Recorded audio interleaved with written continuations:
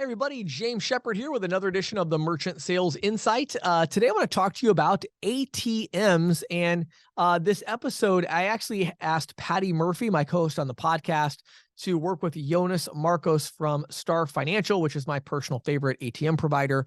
I asked her to work with him on this edition because, frankly, I'm not the ATM expert, although I find it actually be a very fascinating business. So I'm going to give you the major takeaways from it. But with this edition, I'd really recommend you go to ccsalespro.com/insights, and you can see it right there. Either download and listen to the audio version of like a podcast version, or you could download the PDF document and read that. But long story short, for a long time, there's kind of been this cashless society idea. And the truth is, we're not seeing that come to fruition. People still like to carry cash, and they still like to make a lot of purchases with cash. And as a result of that, where are they getting this cash? They're getting it from ATM machines. And so, there are thousands and thousands of these ATM machines all over the place. And there is a very profitable opportunity for you to make money off of these ATM machines. Now, a couple of the really interesting insights that Patty had in this edition that I wanted to point out. First of all, the average consumer, like all adults in the US, are going to an ATM machine about once a week. Still going to an ATM machine about once a week. And that's not a trend. I mean, obviously it slowed down in the midst of COVID, but I mean, since then it's roared back and everybody still goes to the ATM machine once a week to get cash out, and they like to make purchases. Also, people who get money out of an ATM machine are really likely to spend it at the business where they got the money out. So that's a good thing for a business owner.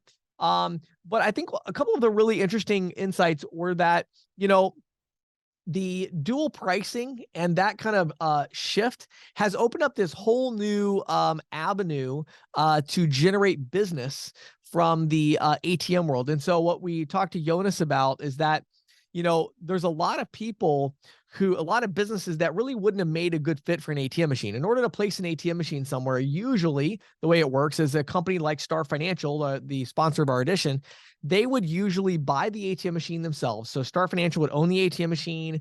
They would service the ATM machine, making sure it's replenished with cash, things like that. And then they would go and place the ATM machine as kind of a sort of like a free placement at the business location. Well, normally you'd have to have a convenience store, a gas station, something like that in order to make it worth Star Financial's while to make that investment in the ATM machine. But what we're starting to see is more and more, especially things like restaurants, they're switching to dual pricing, but they're saying, well, if we're going to do the dual pricing, we do want to make sure we have an ATM machine so people have that option. Now, obviously, they don't really use the ATM machine anymore because of dual pricing, right?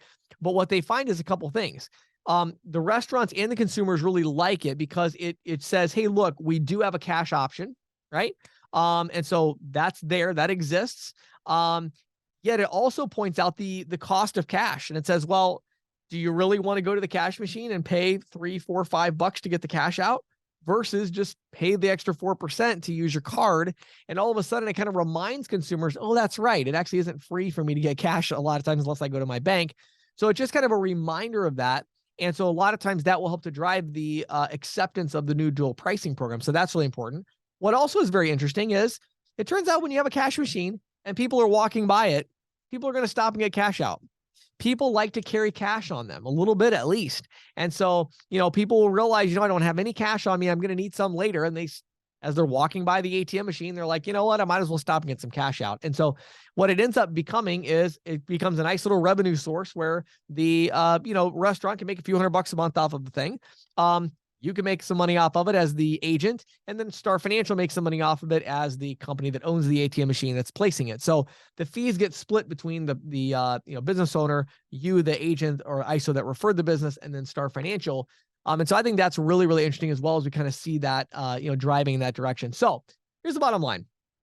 If you're selling merchant services, but you do not have an ATM provider, I'm not, recommending in this video that you stop selling payment processing and dual pricing and instead focus entirely on ATMs. And Yonas is not recommending that either.